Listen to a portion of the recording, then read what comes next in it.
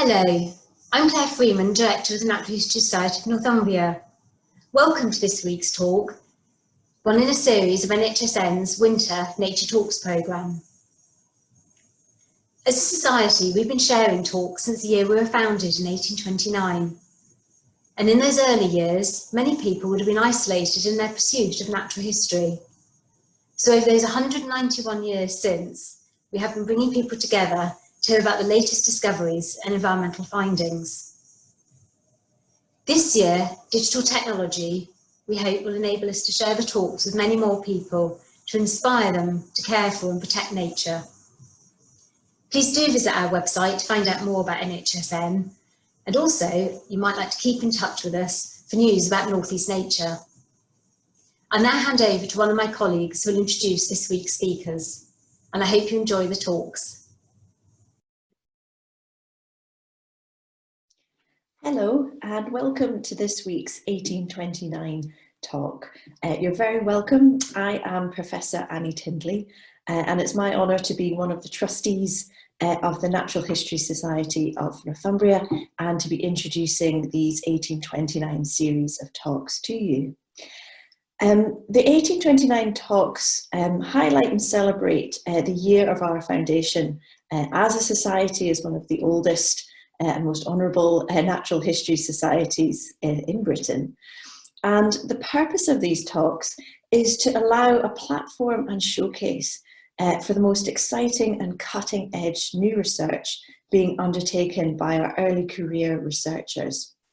So they're here really to share with us the latest findings in environmental research. As such, I hope you enjoy this week's talk. And I could urge you, if you can, to follow us on social media, Natural History Society of Northumbria, and enjoy the talk. So hello everyone, my name is Justin Byrne and I'm here today to talk to you about the last 4 years of my PhD project, which I'm about to hand in. This is the second talk I've given with you guys, so hopefully you remember the start of it. And basically what I've been working on is a project funded by the Woodland Trust, looking into the kinds of things they care about. So what's the effect of planting or conserving woodlands on the microbes, the fungi and the bacteria that you find there. We're kind of really chiefly concerned with this transition here from young woodlands to ancient semi-natural woodlands that's well documented above ground. So above ground we know that we move from young trees to veteran trees, a leaf litter accumulates, the ground flora changes from grassy, brambly, nettly things to like a layer of leaf litter, maybe with dog's mercury or wild garlic.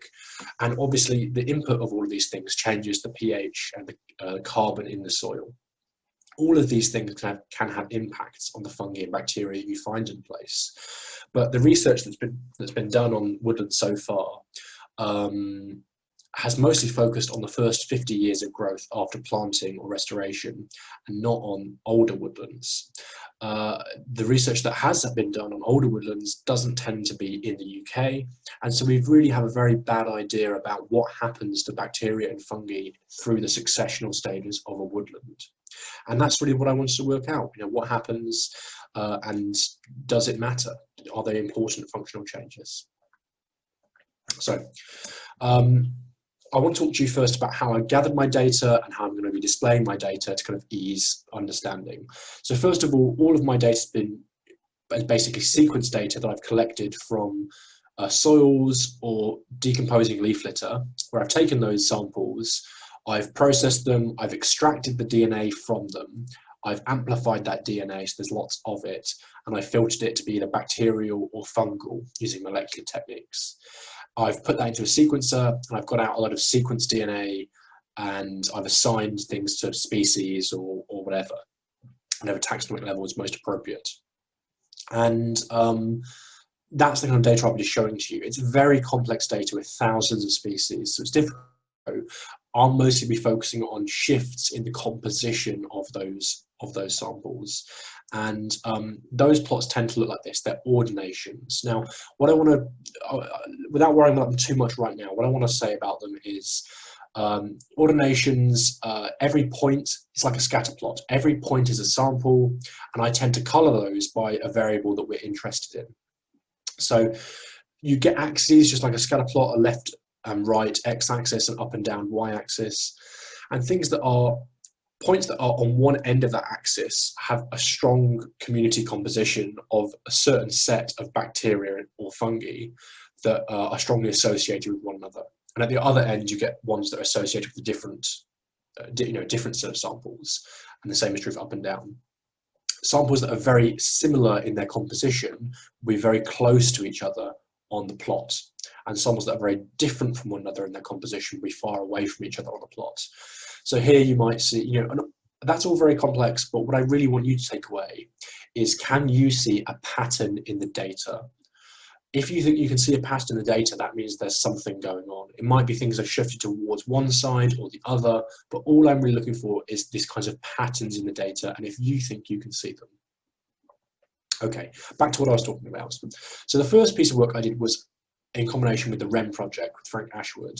He had already taken 210 soil cores from the Midlands in the UK, from 21 different sites. That's 10 soil cores per site, from ancient woodland that's over 400 years old, mature secondary woodland that's like a century or so, young woodland that's under half a century, pasture, grazed farmland, and arable planted cropland.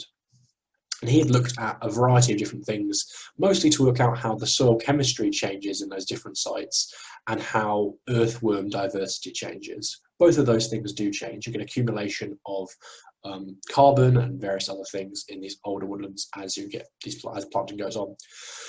They also got someone to look at the enzyme activity, which demonstrated that there was increase in kind of decomposing fungi enzymes in older woodlands, or in woodlands generally, which isn't surprising. And that's where I came in. I took these 210 soil cores, I extracted the DNA, I sequenced it. And these are one of these ordinations that I'm going to be talking about. Just to go through what we see in this one, everything's going to be coloured by the age of the woodland, or the site land use type. All the circles are going to be arable sites or pasture sites, and all the triangles are going to be young, mature, or ancient semi-natural woodland, green, red, purple dots, or triangles in this case. I have bacteria at the top, and I'll show you some fungi later.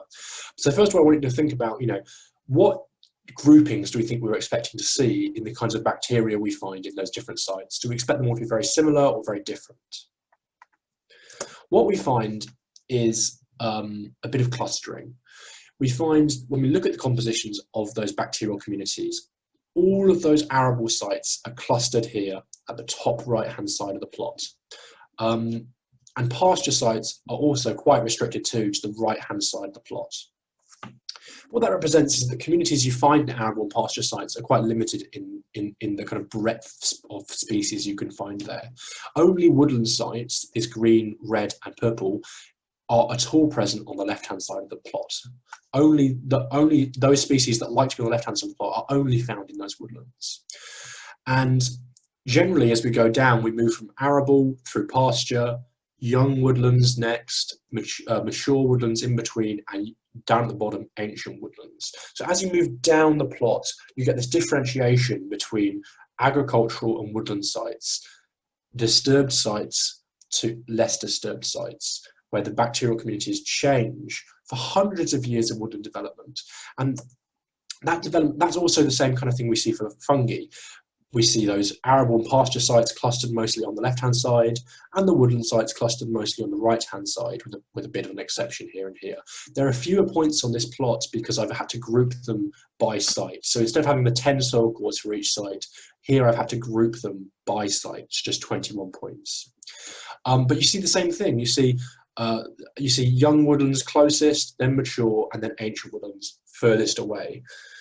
If we were to reduce that all down to a single axis, it looks like this. We see that over time, on this kind of gradient of disturbance from arable to pasture to young, mature, and ancient woodlands, a shifting in the composition of bacterial communities, the different kinds of bacteria you find in all of them, such there's a significant difference between ancient woodlands and both arable and pasture, but not pasture for the younger wood, but not between pasture and younger woodlands, and not between woodlands themselves. They're very similar. You can see they have the same kind of dots And that also holds true for fungi. Maybe not as clear, but you do see this differentiation between between woodlands and farmlands. So that was really, really encouraging. Significant differences between the composition of communities in young and older woodlands. But there are thousands of bacteria and fungi, thousands and thousands, and we still don't really know what they're up to.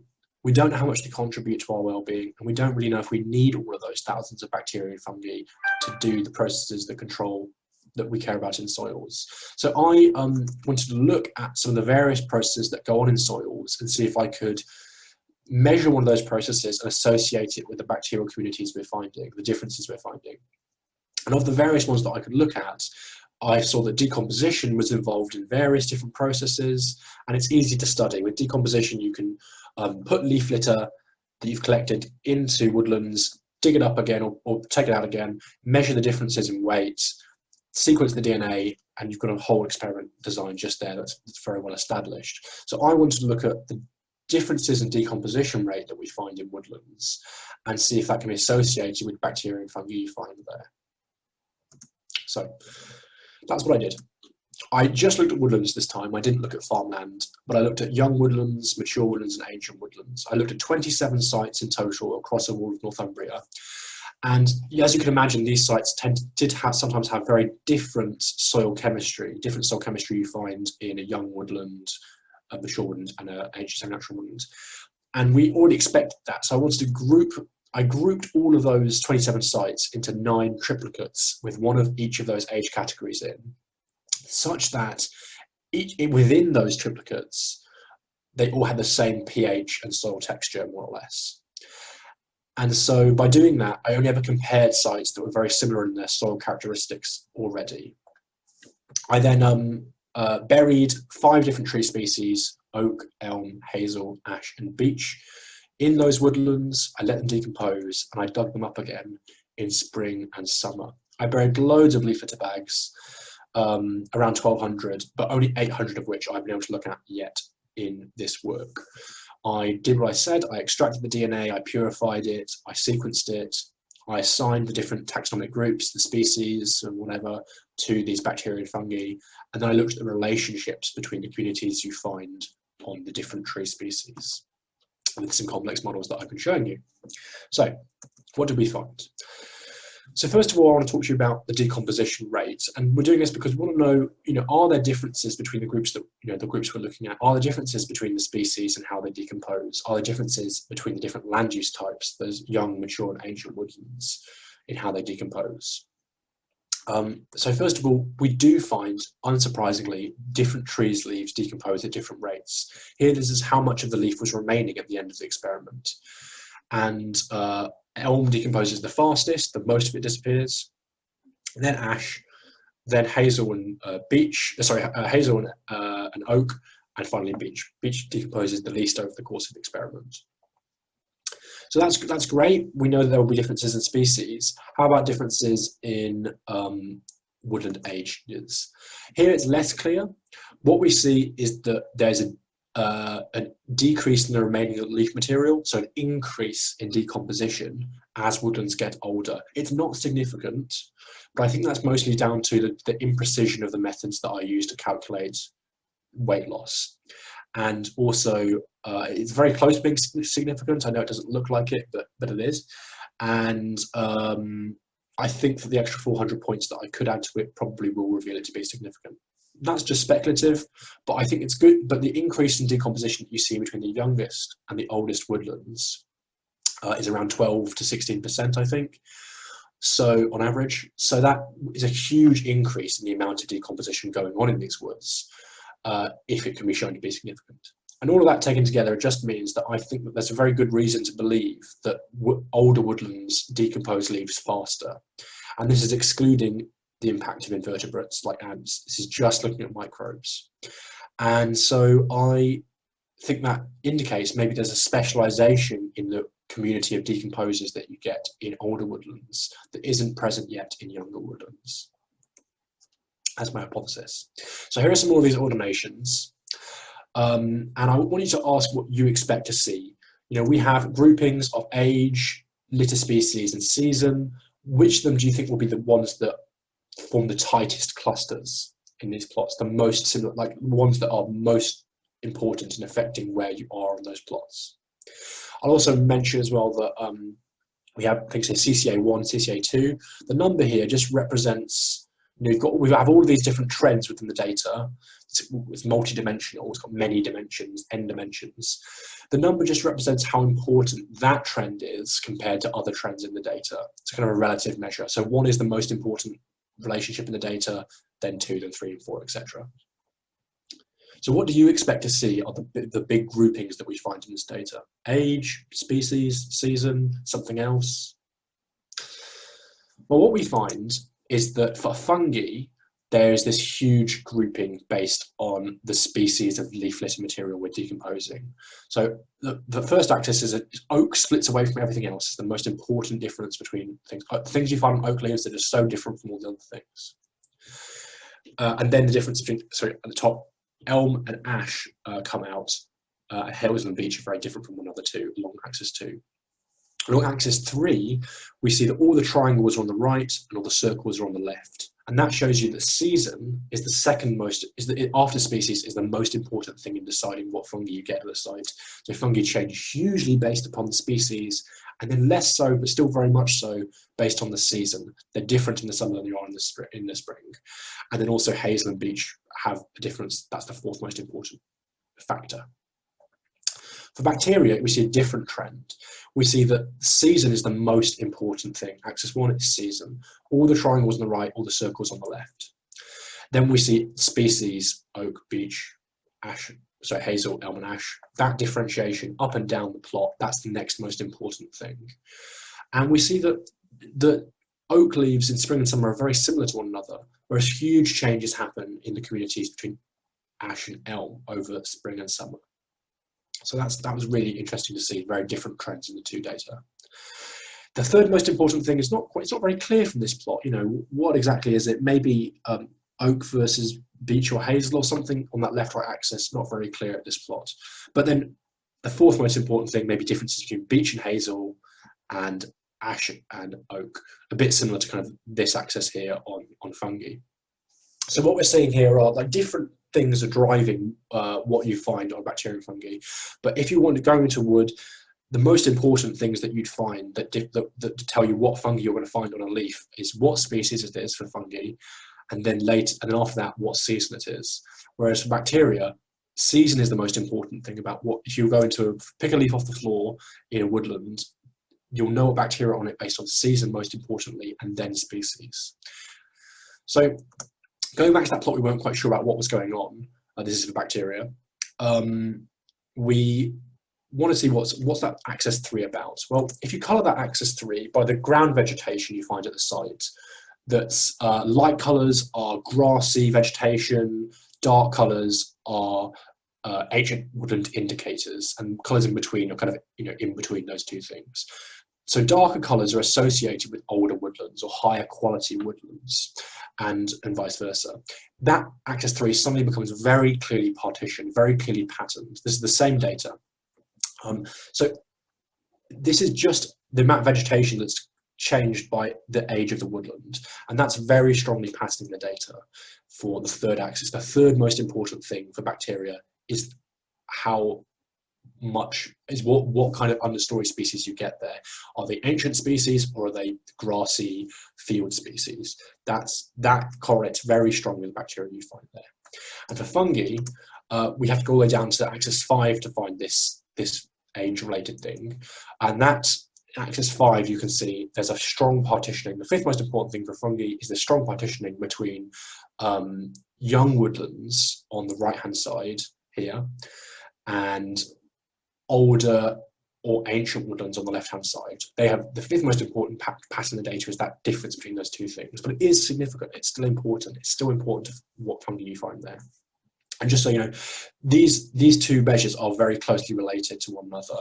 If you were to pattern that axis 5, sorry, I know it's a bit different plot, but axis 5 has this this same patterning you can see here. These are the mature and ancient woodlands kind of grouped together, and the young ones here. And you can see obviously, you can display this axis 5 in either way, and both ways find that patterning, where the least kind of woodlandy type ground flora are at one end and the most woodlandy type ground flora at the other end, and that's the same pattern you get with age. So there are other patterns in the data too that I want to talk about. So just generally vegetation that's not associated with woodland age, that's another patterning you could find. It's not as strong as the woodland association you find in the data that's purely based on woodland age. And that indicates that, just what you find on the floor influences the decomposers, influences the bacteria and fungi you find at the site, and then influences the decomposers. Not very strongly, but it does influence them. And trees have a very strong influence too. Here on the dark colours, we find sites that have trees that have lots of hard to decompose leaves, lots of oaks and beeches. On the right-hand side, sites that have lots of easy to decompose leaves, the light colours, so things like ash and elm. And here you can see more patterning in the data, where you've got, these easy to decompose leaves are associated with certain types of, in this case, fungi, and in this case, bacteria. And that's just to say that those management decisions do matter. So the conclusions from the whole data are, as a woodland gets older, the fungi and bacteria in the soils and the leaf litter shift in their composition, as we saw in the first set of data.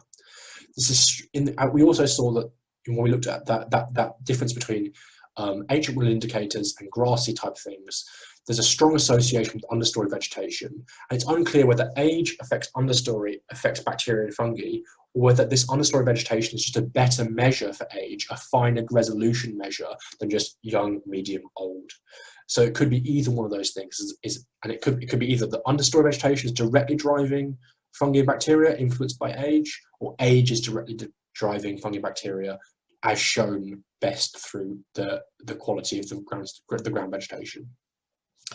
The dominance of tough to decompose versus easy to decompose tree leaves also affects the decomposers at the site, and that indicates that planting and management really matter. And so all this together means, a new woodland doesn't make up for the loss of an old woodland, and we can make decisions in planting and maintaining woodlands that will shape the active, important, functional biodiversity of that site. Thanks very much for listening to my talk. Hopefully that made sense to you, and I hope you enjoy the rest of your talks.